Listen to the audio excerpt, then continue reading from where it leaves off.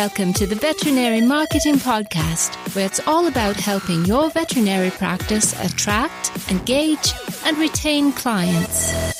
Broadcasting a new podcast every Monday from sunny Southern California, here's your host, Brandon Bashirs.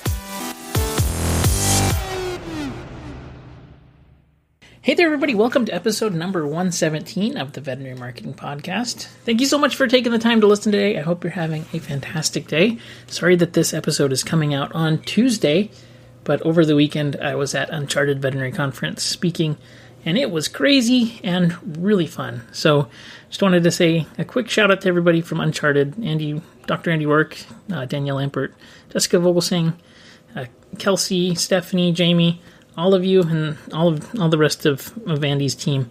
Thank you so much for having me. That was an amazing conference.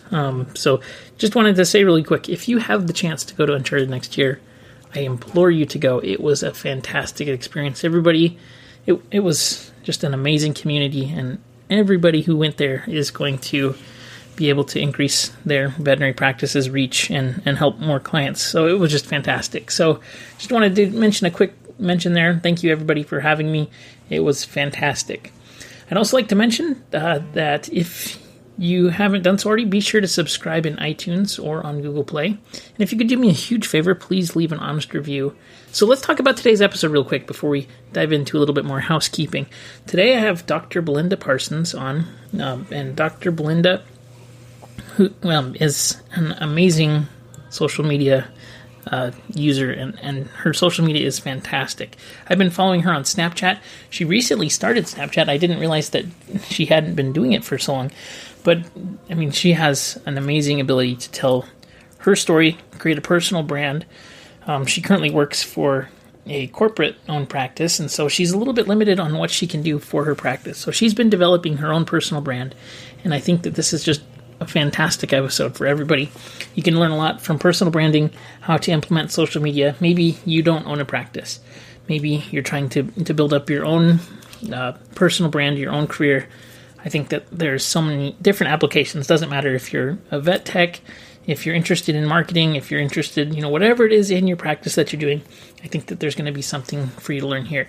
Also wanted to mention, she is working to become the next Bondi vet. And when I first mentioned it, I called it the Bondi vet, but it's pronounced Bondi is what I learned. So sorry for that, everybody. I noticed I made that mistake, but that is a pretty cool thing. She's going to talk more about that as well.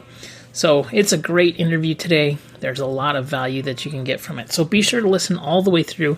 And if you could do us a huge favor, be sure to go and vote for her. You can text the word Bondi, B-O-N-D-I, to 44222, and I will send you the link of where you can go vote for Dr. Belinda. I hope that she makes it as the next Bondi vet, because she's very good at storytelling, and I think that she just does, you're going to hear she has a great heart for this industry, helping not only more pets, but also professionals in the industry as well. So just a few more housekeeping things. As I'd mentioned, please go subscribe on iTunes or Google Play. Also, if you ever have any questions, comments, need help with anything, be sure to connect on Facebook, LinkedIn, Twitter, Snapchat. Wherever it is you like to connect, be sure to reach out. I'd also like to mention this episode is sponsored by snoutschool.com. Do you ever feel like you're wasting time with your veterinary hospital's social media efforts? Veterinary practice manager Danielle Lampert has put together a list of 5 awesome social media tools that every hospital needs to succeed. Danielle is dedicated to teaching veterinary hospitals to use social media via her website, snoutschool.com. So go to snoutschool.com/Brandon to get her list of 5 must-have social media tools now.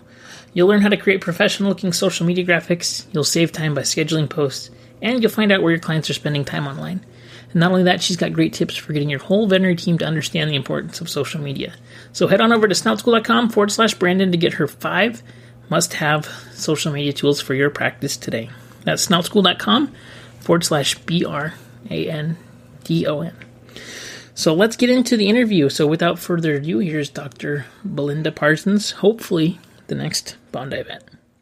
All right, so on today's episode, we have Dr. Belinda Parsons. Hi, Dr. Belinda, thanks for joining us on the podcast today.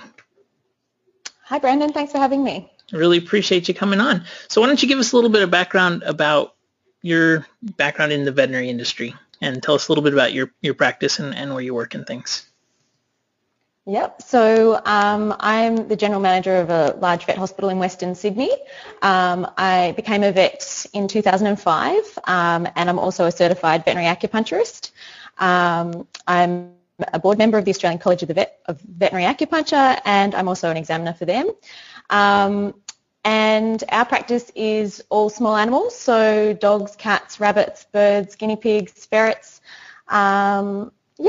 And it's a great little practice. We have not that little. We have about 22 staff members working for us. That's pretty big, yeah. Very cool.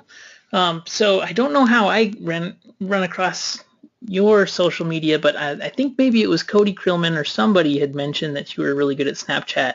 And I don't know how they found you, because Snapchat, you can't really find people very easily. So why don't you tell us a little bit about what kind of social media that you're doing right now? Yeah. Or your practice yourself? Yeah, so I suppose I have two lots of social media that I do. So I help my practice with their social media, but I also have my own personal brand and my own blog, which is Dr Belinda the Vet, and the Snapchat accounts linked with Dr Belinda the Vet. I probably got into social media stuff back in 2013, where I started doing a Facebook page for the clinic that I worked at. I started that up, and I really enjoyed writing and seeing the interaction I was getting with clients and the additional bond it gave, and it also helped to really build that practice up. We were having month-on-month growth for the period of time immediately after starting up that Facebook page, and that was the only marketing we were doing. So I saw the value in that, and I was unable to buy into that practice. It was part of a corporate, so that's when I realised I really needed to have my own brand and do that.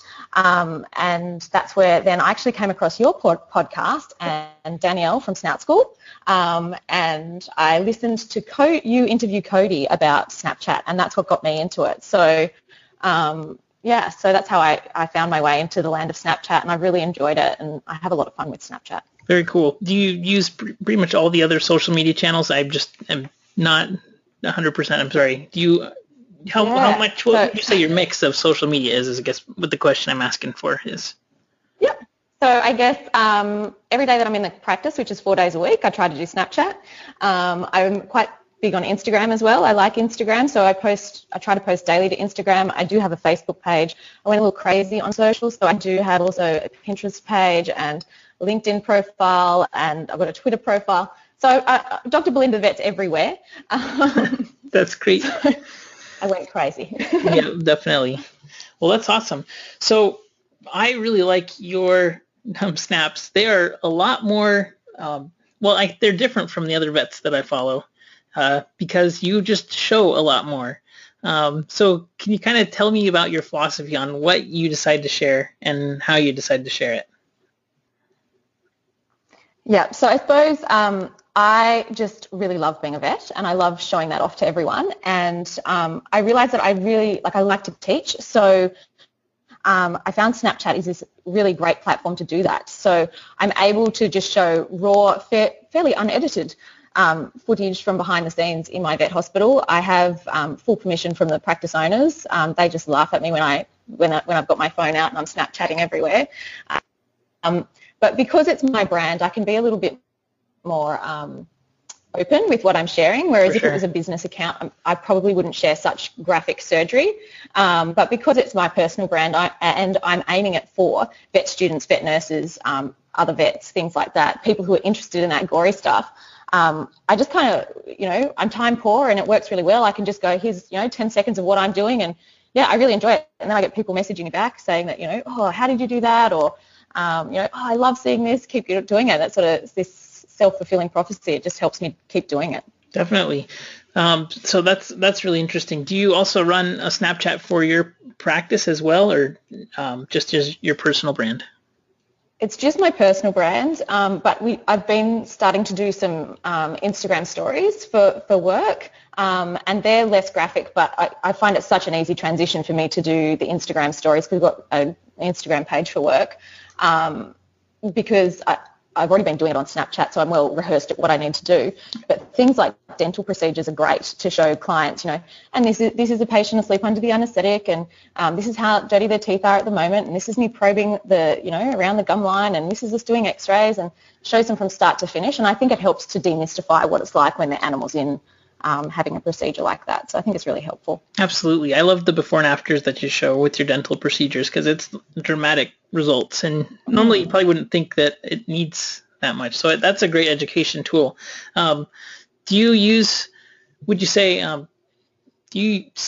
let's talk about how you manage your workflow. Because obviously, as you mentioned, there is a ton of social media apps out there. And going between each one, that could be time consuming to make sure you're managing all of your social properly. So do you have any tools or tricks that you use to make sure that they get uploaded to each platform individually? Yeah, I do. So I've got an app called If This Then That, and I really like that app. It helps me. If I post to Instagram, I've set it up so that it will automatically post that onto my Twitter feed as a native picture, so it's not coming up as a link through Instagram like when you share it that way.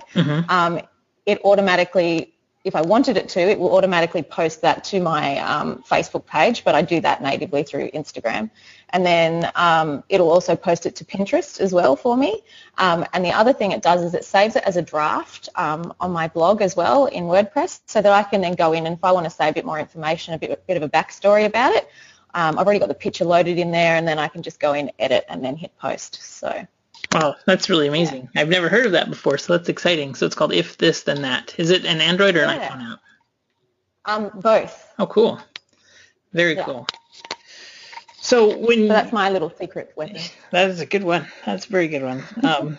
So with your Snapchat, what do you think some of the best practices that you are using that help to make it successful for you on a personal level and then on a practice level as well? Yeah. So I think obviously first thing is you've got to have permission from the client. Absolutely. There is always a chance the client could see it, so permission from the client. And then I think you have to ask yourself, would you do it in front of the client? And if you wouldn't be comfortable doing what you're doing in front of the client, then don't post it. And then just making sure, the area is tidy before you post, because you don't want your hospital looking all messy in the background. For sure, yeah. I give everyone a heads up. If I'm about to go onto Snapchat, I'll just go, hey guys, I'm Snapchatting, just letting you know. Half the time they'll still walk and talk through it, but I just go with the flow.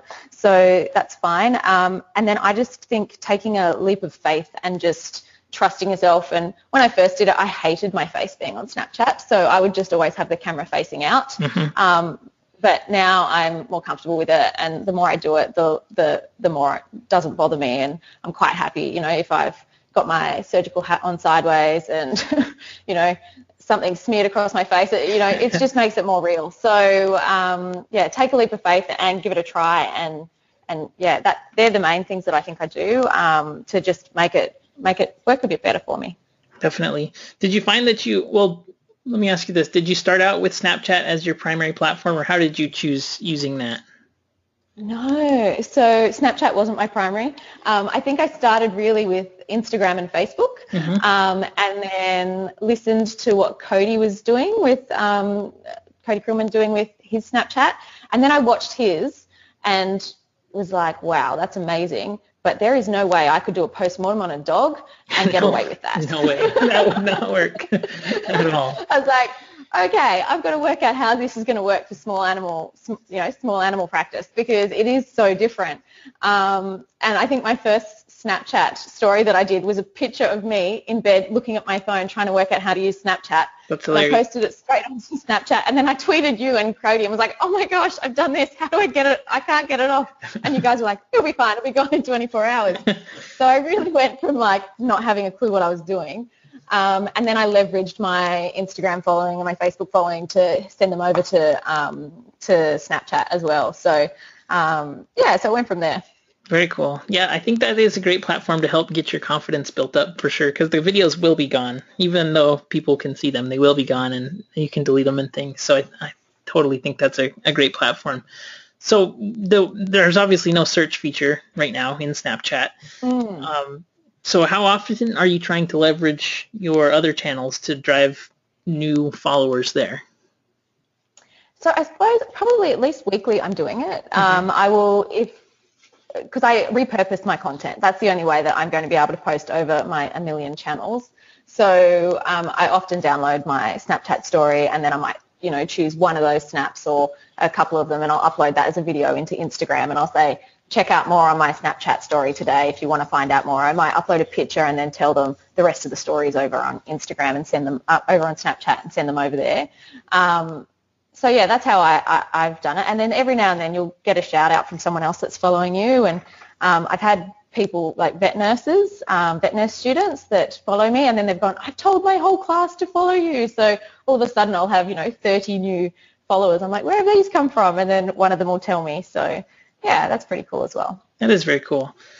Well, the reason why I actually wanted to interview you about Snapchat was because I saw in your Bondi Vet application video, you were using a Snapchat filter, and that was different from everyone else who submitted application videos because nobody else had Snapchat filters on it. So can you tell us about what is the Bondi Vet and how you got started working on trying to get that going? Yeah, so Bondi Vet's a TV show over here, and the guy who was the lead vet on it, Dr. Chris Brown, he's retired from that to go and be more of a celebrity now. So he's hosting other TV shows and things like that. So I always thought that if an opportunity like this came up, I'd have to take it. And so I would love to be the next Bondi vet. I don't particularly want to go to Bondi, but I'm quite happy to bring Bondi to the burbs where I am. We're out in Western Sydney, so it's a bit different from the eastern suburbs where there's beautiful Bondi Beach. But I really would like to show off, what it's like being a vet working in practice. I want to be a female role model for all these young vets that are graduating.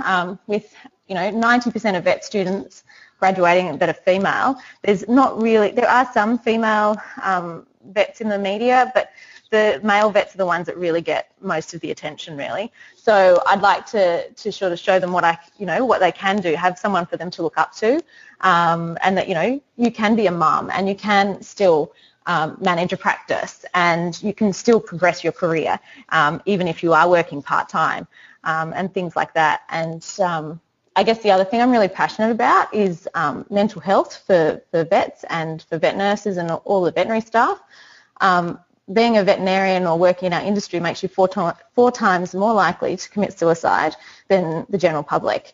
And I just feel like I want to be able to use that as a platform to bring that to the front as well and talk openly about my issues and struggles with anxiety and depression, and how the culture in my hospital is so open about that, and that we all talk about it and we all support each other. And I think if more practices can be like that, that's better for the industry as a whole. So yeah, that's what Bondi Vet is, and that's sort of why I would like to be it. That's a really good answer, and I'm sorry that I botched the pronunciation. I'll call it Bondi Vet from now on. That's okay. Sorry about that. And so how do people go about voting for you to be the next Bondi Vet? Yep, so they have a web page, which is bondivet.com, and you can go on there and click Meet the Vets, and then you'll find, if you search my name, Dr Belinda Parsons, I'll come up there and there'll be my nomination video, and you can either add a comment as to why I would make a good next Bondi Vet, or you could even, the other thing you can do that helps me as well is like my profile on there as well. So that just helps to keep me up in the eyes of the producers as well. So very cool. Well, we'll set it up. If you text BONDI to 44222, I'll just send that link to you in a text message. So anybody listening, if they want to vote, you can do text to BONDI to 44222, and I'll send you that link. Or if you go to Facebook or the website, there will be links there as well. But that is a really cool opportunity, and I think that's really exciting. Obviously, if you had not been working through your personal brand and developing that and all the skills that you have now, I think it would be a lot more difficult to be on video in front of people. So could you tell me some things that you've learned from managing not only your practice but also your personal brand? And what would you say to vets out there who are thinking about developing either personal brands or more professional brands, for their practice and things? Yeah.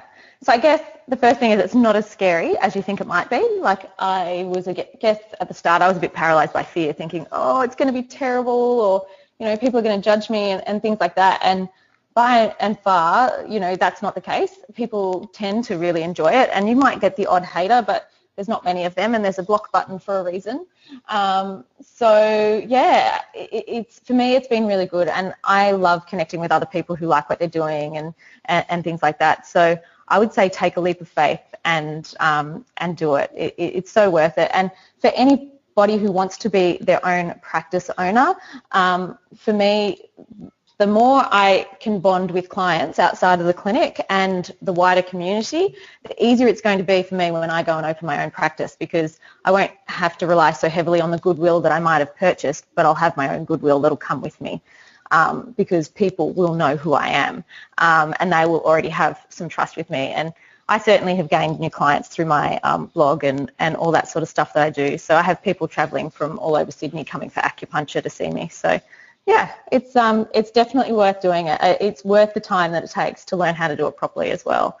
As trial and error, no one knows how to do it perfectly. We're all just getting there and making mistakes and learning from it. So absolutely, and it's always changing. So always continuing to make mistakes, at least on my side. So I hear you.